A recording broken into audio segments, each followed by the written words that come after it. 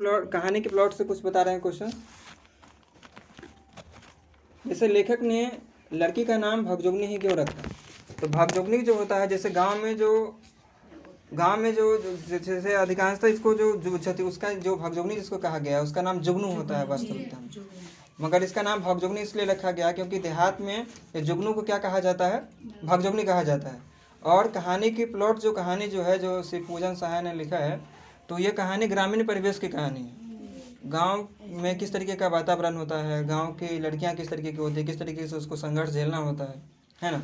तो इन सब के बारे में ही इसमें बताया गया हुआ है। तो लेखक जो ये कहानी लिखे हुए हैं वो देहाती परिवेश की कहानी है ना। इसीलिए लेखक को देहाती नाम क्या लगा है? बहुत ही अच्छा लगा है, इसलिए लेखक ने क्या नाम रख दिया है? भगजोगनी। लेखक ने लड़की का नाम क्या रख दिया है? भगजोगनी रख दिया है। आप देखो, अब दूसरा नेक्स्ट क्वेश्चन इस चैप्टर से, जो कि लेखक ने ऐसा क्यों कहा, तो भगजोगनी का सौंदर्य क्यों नहीं खिल सका? तो भगजोगनी का सौंदर्य क्यों नहीं खिल सका? तो कोई भी इंसान किसी का सौंदर्य कैसे खिलेगा जब उसके जीवन में किसी भी प्रकार का दुख नहीं रहेगा, उसको मूलभूत आवश्यकताओं की भी कमी नहीं रहेगी, है ना। मूलभूत आवश्यकता क्या हो गया? रोटी हो गया, कपड़ा हो गया, मकान हो गया, ये सब हमारे जीवन की मूलभूत आवश्यकताएं हैं। तो इस कहानी की जो मुख्य कैरेक्टर में से एक जो है भगजोगनी जो है, वो क्या है, गरीबी की चक्की में इतनी ज़्यादा पिस चुकी है कि उसे दो वक्त की रोटी भी उसको नसीब नहीं होता है। तो भला जिसे 2 वक्त की रोटी ही नसीब नहीं होगी तो वो उसका सौंदर्य कैसे खिल सकता है? तो इसीलिए इसमें क्या कहा गया है, जो लेखक थी भगजोगनी का सौंदर्य नहीं खिल सका। किस लिए नहीं खिल सका? क्योंकि उसे 2 वक्त की रोटी भी नसीब नहीं होती थी। और जिसे 2 वक्त की रोटी ही नसीब नहीं हो तो उसका किस प्रकार से मानसिक अथवा शारीरिक विकास किस प्रकार हो सकता है ना। तो इसीलिए लिख सकते हैं इसका क्वेश्चन अच्छे तरीके से हो गया, समझ में आ गया। कहानी के प्लॉट से ये 2 क्वेश्चंस, और थानेदार की कमाई और फूस का तापना दोनों बराबर होता है, लेखक ने ऐसा क्यों कहा है? कहानी के प्लॉट से तीसरा महत्वपूर्ण क्वेश्चन, जो लेखक ने ऐसा क्यों कहा है कि थानेदार की कमाई और फूस का तापना दोनों बराबर है? तो लेखक ने ऐसा इसलिए कहा है क्योंकि थानेदार ने अपने जीवन में जो भी 2-4 पैसा कमाया वह ईमानदारी मेहनत का पैसा न था, बल्कि वह घपले से कमाया गया पैसा था। वह जब व्यक्ति ईमानदारी से कुछ अर्जन करता है तो वो ईमानदारी से ही खर्च करता है। कहते हैं कि मेहनत इंसान को पैसे की कीमत सिखलाती है। यहाँ थानेदार की यदि मेहनत की कमाई होती तो सोच समझ कर खर्च की जाती। इसीलिए लेखक ने ऐसा कहा है कि थानेदार की कमाई और फूस का तापना दोनों बराबर होता है। ऐसा कहने का तात्पर्य क्या हुआ? तो ऐसा इसलिए कहा गया है क्योंकि थानेदार जो होता है, थानेदार ने अपने जीवन में जो भी 2-4 पैसा कमाया वो क्या था? ईमानदारी से नहीं कमाया था, घपला करके कमाया था, किसी के हक का हनन करके कमाया हुआ था। जो इंसान ईमानदारी से जब भी 2 वक्त की रोटी ही अर्जित करता है, जैसे किसान हो गया, किसान क्या करता है? खेतों में अपना पसीना बहाता है ना। एक मजदूर क्या करता है? दूसरे खेतों में जा करके काम करता है ना। फेरी वाला जो आता है हमारे यहाँ पर जो आता है, सो किस तरीके से धूप में तपता रहता है। परसों एक आया हुआ था, एक चना चटपटी बेचता है इधर, आता है ना, बूढ़ा जो आता है, तो वो जा रहा था ना, तो हम बैठे हुए थे, दरवाजे पे ही बैठे हुए थे, तो उसको कहा क्या जो आने के लिए बैठने के लिए जा रहा था ना धूप में, हम कहे जो पंखा चल रहा था, हम कहे जो थोड़ा देर बैठ लेगा, थोड़ा आराम कर लेगा, थोड़ा इसको सुकून मिल जाएगा। तो बैठने के लिए बैठा, तो उसको कहा जो पूछे जो क्या जो कितना बिक्री हो जाता है पूरे दिन में? तो कहा जो वही 500-600 हो जाता है, 200-250 रुपया बच जाता है। तो उसका जो अपना जो बेटा जो था ना, वो भी उसका बेटा मर चुका है, शादी विवाह हो गया, उसके बाद उसका बेटा मर गया हुआ है, मर चुका किसी कारण बस मर गया होगा, और प्लस में उसकी पत्नी भी नहीं है जिंदा। तो इसी प्रकार वो फेरी करके वो कमाता है। तो उससे जाने उसका बात ना तो बता रहा था, तो उसके चेहरे पर जो है ना, सो लग रहा था जो दुख का जो परसेंटेज जो होता है सो बहुत ही ज़्यादा था परसेंटेज, मतलब उस जीवन में, पूरा जीवन में बहुत ज़्यादा ही संघर्ष झेले हुए है, और उसके बाद किस तरीके से धूप में काम करता है। तो वो सब असल मायने में मेहनत वो करता है। तो वो जो खर्च जो करेगा तो क्या करेगा? सोच समझ के खर्च करेगा, जो हाँ हमने जो पैसा जो अर्जित किया है वो बहुत ज़्यादा ही मेहनत से अर्जित किया है। जीवन में दुखियारा का कमी नहीं है और सुखियारा का भी कमी नहीं है। जिसके पास पैसा बहुत ज़्यादा है वो क्या करता है? कहीं ना कहीं वो क्या करता है? धन का अपव्यय करता है, हाँ। और वह जो धन जो अधिकांश जो अमीर जो बनता है, सो कहीं ना कहीं दूसरे के हक को हनन करके बनता है, कहीं ना कहीं दूसरे का क्या करता है? अहित करके क्या करता है? कहीं ना कहीं पैसा करता है। थानेदार इसमें जो है सो क्या करते हैं? मेहनत से पैसा अर्जित नहीं करते हैं, है ना। और जब व्यक्ति ईमानदारी से कुछ अर्जन करता है तो क्या करता है, उसका ईमानदारी से ही खर्च करता है। तो कहते हैं कि मेहनत इंसान को पैसे की कीमत सिखलाती है, और जितना हम ज़्यादा मेहनत करेंगे तो उतना ही ज़्यादा हम पैसे की कीमत समझेंगे, है ना। अगर जो पैसे जो कमाए हैं तो वह हमारा जो पैसा कमाया हुआ धन जो है सो अगर मेहनत से नहीं कमाया हुआ है तो हमारे जीवन में उसका कोई कीमत नहीं रहेगा, हम उस धन की कीमत को नहीं समझ पाएंगे। तो इसीलिए लेखक ने क्या कहा है, जो थानेदार जो था सो क्या करता था, पैसा जो कमाता किसी को घपला करके कमाए हुए था। इसीलिए लेखक ने कहा है जो थानेदार की कमाई और फौज का तापना क्या है, दोनों बराबर है। तो इस क्वेश्चन से, इस चैप्टर से इतना क्वेश्चन हो गया। और लाल पान की बेगम से कुछ क्वेश्चंस बता देते हैं। तो लेखक ने बिरजू की माँ को लाल पान की बेगम क्यों कहा गया है, बिरजू की माँ को लाल पान की बेगम क्यों कहा गया है, तो लिखेंगे जब बिरजू की माँ जो थी सो छोटी छोटी बातों पर भी गुस्सा हो जाती थी, है ना। और जब इंसान जो अधिक गुस्से में होता है तो उसका चेहरा कैसा हो जाता है, लाल हो जाता है। इसीलिए लेखक ने मतलब बिरजू की माँ को क्या कहा है, लाल पान की बेगम की संज्ञा दी है। जब बिरजू की माँ जो गुस्सा होती थी तो कैसे हो जाती थी, गुस्से में कैसी हो जाती थी, लाल हो जाती थी, है ना। गुस्से से उसका चेहरा लाल पड़ जाता था। इसीलिए लेखक ने क्या कहा, बिरजू की माँ को लाल पान की बेगम कहा है। नेक्स्ट क्वेश्चन, जो बिरजू की माँ मन ही मन क्यों कूट रही थी, तो कूट क्यों रही थी, जो कूटने का मूल कारण क्या था, जो बिरजू के जो पिता जो थे सब पड़ोस के गांव में क्या करने गए हुए हैं, बैलगाड़ी लाने के लिए गए हुए हैं। और बैलगाड़ी लाने में उनको क्या हो रहा है, देरी हो रहा है। और इधर बिरजू की माँ प्रतीक्षा कर रही है जब कब मेला जाएंगे। समय ढल रहा है, समय बीत रहा है, तो बिरजू जैसे जैसे समय बीत रहा है वैसे वैसे बिरजू की माँ क्या हो रही है, गुस्से से लाल हो रही है। इसीलिए बिरजू की माँ बैठे बैठे क्या कर रही है, कूट रही है, ठीक है। अब अगला चैप्टर अष्टावक्र वाले से बता देते हैं चैप्टर। अष्टावक्र वाले चैप्टर में एक चीज बता दीजिए, कुल्फी वाले ने ईश्वर का धन्यवाद क्यों किया, पता है? जी है पता। अष्टावक्र की माँ मर गई और जिस अवस्था स्थिति में अस्पताल में गिरा रहा था, फिर एक कुल्फी वाले ने उसे अस्पताल में पहुंचाया, फिर वो भी मर गया, तो कुल्फी वाले ने ईश्वर को धन्यवाद दिया। मतलब कुल्फी अष्टावक्र जो था उसकी माँ का क्या हो जाता है, देहांत हो जाता है।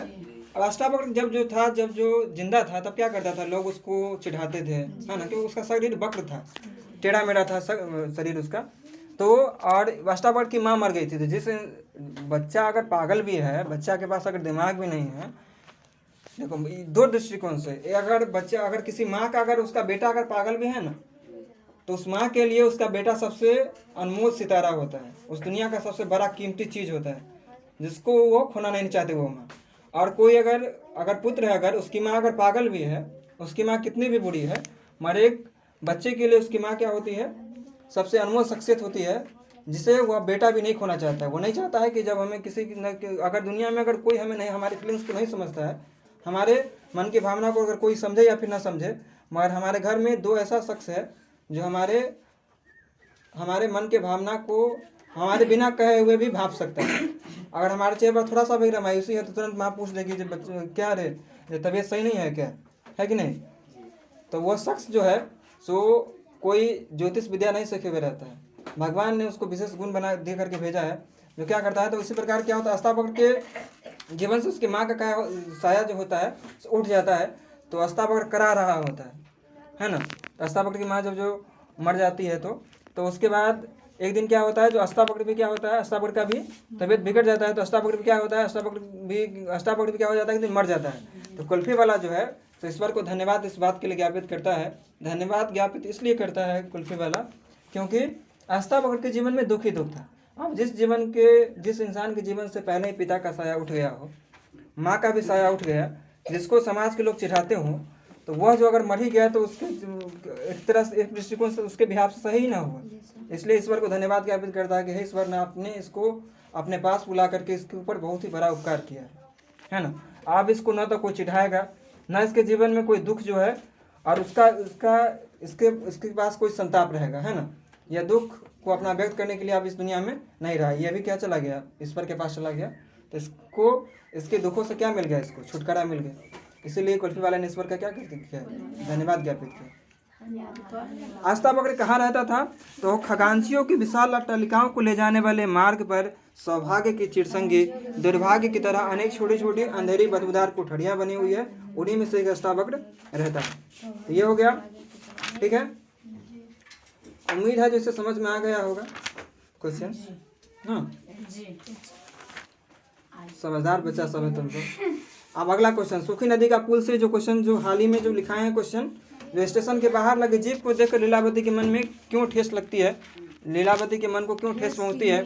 तो लीलावती के मन को ठेस इसलिए पहुंचती है, लीलावती जो थी ना, लीलावती मुंबई जैसे महानगरों में रहते थे, तो वहाँ तो पहले से ही वो तरह तरह के शहर का चौकाचौंध जो होता है उससे वो भिज्ञ थी, है ना। शहर में किस प्रकार का लाइट होता है, किस तरीके से गाड़ी घोड़े होते हैं, है ना। मगर लीलावती के मन में इस बात का उसके मनसा थी उसके मन में, जो जब हम गांव में जाएंगे तो हमारा गांव पहले की तरह गांव की तरह ही हो, उसमें किसी भी प्रकार का बदलाव नहीं आया हो, है ना। मगर वो जैसे स्टेशन पर पहुंचती है तो देखती है जो उसका जो भाई जो लेने के लिए उसको आया हुआ है, जो ओहार वाली बैलगाड़ी ना लेकर के जीप लेकर के आया हुआ है, तो इसलिए वह, और भाई क्या लेकर के आया हुआ है, बंदूक लेकर के आया हुआ है। तो वह गांव के रहने वाले लोगों के, गांव के परिवेश में रहने वाले लोगों में जो बदलाव जो आ चुका है, उसे देख करके उसको क्या लगता है, उसके मन को ठेस पहुंचती है ना। वह सोचती है कि ओहार वाली बैलगाड़ी आएगी, मगर उसके जगह पर क्या आता है, आधुनिक समय में जिसका हम प्रयोग करते हैं जीप आता है। तो क्या हो गया, यही देख करके लीलावती के मन को क्या पहुंचता है, ठेस पहुंचता है। और बुच्चीदाई को सबसे ज़्यादा किसकी याद आती है और क्यों आती है?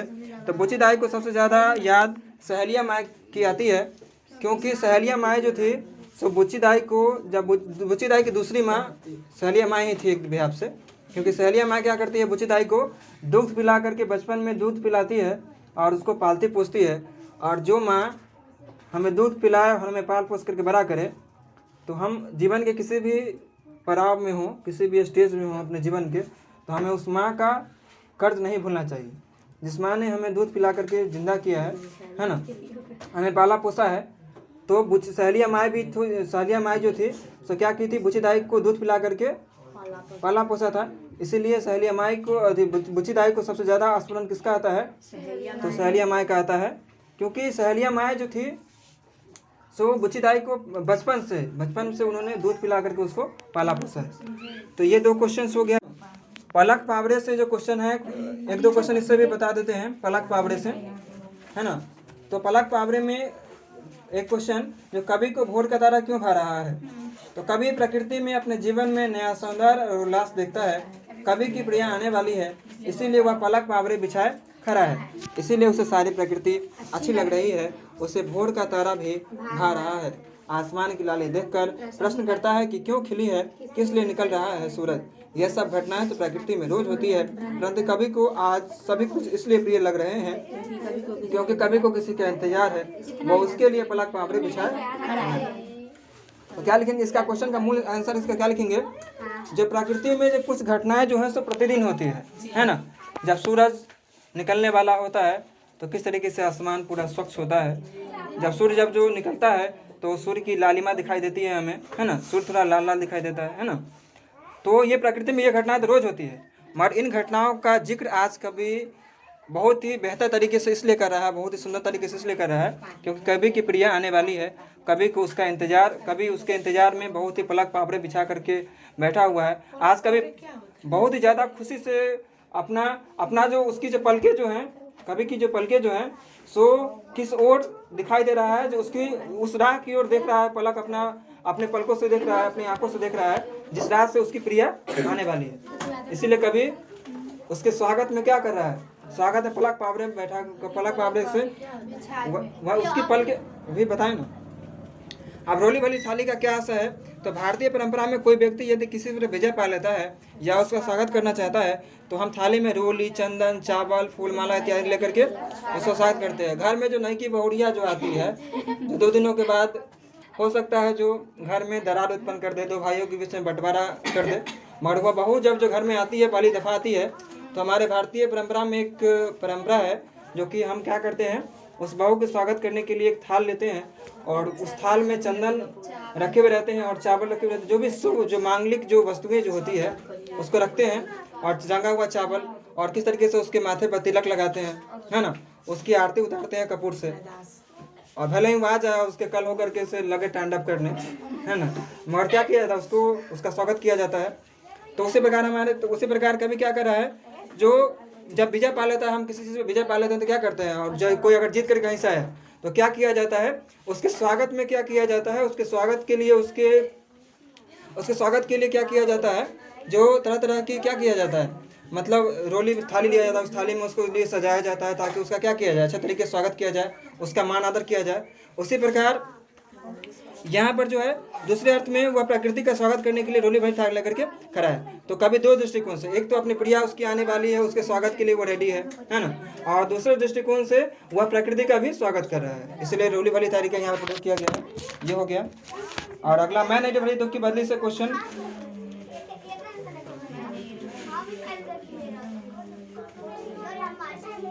एक क्वेश्चन याद कर लेना इसमें से, जो कवि महादेवी वर्मा ने खुद को नीर भरी दुख के बदले क्यों कहा है, ठीक है। नैनों में दीपक से दीपक का क्या अभिप्राय है, कहे ना हल्ला नहीं करने के लिए। तो नैनों में दीपक से जलने में कभी दीपक उन आंसुओं के लिए आया है जो वेदना के फल स्वरूप उत्पन्न हुआ है। महादेवी मानती है कि कमल के समान खिला हुआ जीवन उसके विरह के जल से ही खिला है, वेदना में इसका जन्म हुआ है और यह दीपक की तरह प्रकाशित है। सुख दुख आशा निराशा की अनुभूतियों से भरपूर इस जीवन अथवा जगत का प्रभाव भी आंसुओं को चुनता हुआ उदय होता है, और रात भी मानव जीवन के आंसुओं की गिनती है। इसीलिए कवित्री कहती है कि नैनों में दीपक से जलते हैं, ठीक है। आ रही है रवि की सवारी से भी याद कर लेना कुछ क्वेश्चंस।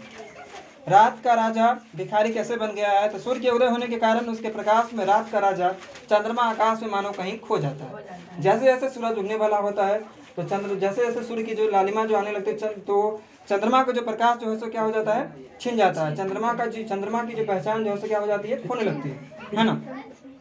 क्योंकि चंद्रमा का प्रकाश सूर्य के प्रकाश के सामने तुच्छ जान पड़ता है। अब एक सूरज के सामने में एक दीपक की कोई क्षमता है, दीपक कहेगा क्या है, जो देख सूरज थोड़ा सा ज्यादा प्रकाश होना पड़ता है, ये तो कहीं ना कहीं ये असहज बात होगा, है ना। सूरज कहाँ, दीपक कहाँ, चंद्रमा कहाँ, सूरज कहाँ। एक सूरज का प्रकाश ऐसा है जो कि पूरे तीनों लोक को प्रकाशित करता है। इतना ज्यादा प्रकाश है जो अभी जो प्रकाश सूरज का आया हुआ है, इस रूम के, इस कमरे के हर एक कोने तक उसका प्रकाश पहुंच रहा है, और पूरे विश्व को प्रकाशित करता है सूरज। तो सूरज कोई छोटा मोटा शख्स नहीं है ना। वो जलता है तब को हमें क्या मिलता है, प्रकाश मिलता है। तो लिखेंगे तो चंद्रमा के सामने सूर्य के सामने में चंद्रमा का कोई प्रकाश कोई महत्व नहीं है, क्योंकि चंद्रमा का अपना स्वयं प्रकाश नहीं होता है, इसीलिए वह भिखारी प्रतीत होता है। सूर्य के प्रकाश में मानो वह भिखारी है, प्रकाश लेने के लिए वह खड़ा हो या उसका स्वागत करने के लिए। तो ये हो गया। क्वेश्चन क्या है?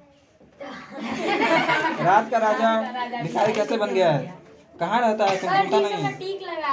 मेरा ईश्वर मुझसे नाराज है, कभी ऐसा क्यों कहता है, तो कभी मानता है कि आज का ईश्वर प्रभु वर्ग है जो मनुष्य को येन केन प्राकेन अपनी लपेट में ले लेता है, और जब मनुष्य का सरंज भी वर्ग किसी तरह उसका विरोध करता है तो वह नाराज हो जाता है। दूसरे अर्थ में मनुष्य द्वारा सिर्फ दुख में ही याद करने के फलस्वरूप ईश्वर की नाराजगी के कारण बताया है। मनुष्य अपने दैनिक जीवन में सिर्फ दुख के क्षणों में ही ईश्वर को याद करता है। यही नहीं, एक मनुष्य के द्वारा दूसरे मनुष्य पर अपना विचार थोपना और विचार को न मानना नाराजगी का कारण है। मेरा ईश्वर मुझसे नाराज है, कभी ऐसा क्यों कहता है, तो कभी ऐसा इसलिए कहता है, कभी का मानना है कि इंसान जो होता है सो बेहद स्वार्थी होता है। वह अपने ईश्वर को तभी याद करता है जब वह दुखी होता है, और जब अधिकांशतः जब वो खुशी के पलों में होता है तो अपने ईश्वर को भूल जाता है, अपने ईश्वर को याद नहीं करता है। और जब इसके जीवन में दुख का पहाड़ जब टूटता है तो कोई याद ना आए मगर ईश्वर उसको जरूर याद आती है, ठीक ना। निम्मो की मौत वाला क्वेश्चन, निम्मो की मौत जो चैप्टर है उससे क्वेश्चन जो कवि ने निम्मो की तुलना भीगी हुई चिड़िया से क्यों किया है, तो कवि ने निम्मो की तुलना भीगी हुई चिड़िया से इसलिए किया है क्योंकि जिस तरह भीगी हुई चिड़िया उड़ने में असमर्थ होती है, वह पंख सूखने के बाद अच्छे तरीके से उड़ पाती है, उसी तरह की स्थिति निम्मो की है, जो जितनी भी कोशिश कर ले उस दलदल से बाहर नहीं आ सकती है। यहाँ तक कि उसको फ़ोन के पास फटकने के लिए मना किया गया हुआ था, उसको मन मुताबिक खाने के लिए भी मना किया गया हुआ था, है ना। तो इसीलिए कवि ने निम्मो की तुलना किससे किया है, भीगी हुई चिड़िया से किया है। और निम्मो समाज के किस वर्ग का प्रतिनिधित्व करती है, तो निम्मो समाज के निम्न वर्ग का प्रतिनिधित्व करती है, क्योंकि जो श्रमिक वर्ग जो होता है वह जितना मेहनत करता है उसको मेहनत के बदले में उतना श्रमिक नहीं दिया जाता है। इसीलिए निम्मो ने उसकी तुलना किससे किया है, निम्मो की तुलना किससे की गई है, तो निम्न वर्ग से की गई है, क्योंकि जिस जगह निम्न वर्ग जो होता है उससे मेहनत भी करवाया जाता है। निम्न से किस तरीके से पूरे दिन मेहनत करवाया जाता है, बदले में उसको खाना भी बासी खाना खाना पड़ता है उसको, और बदले में उसको पैसे देना तो छोड़िए, पैसे देने के इतर उसको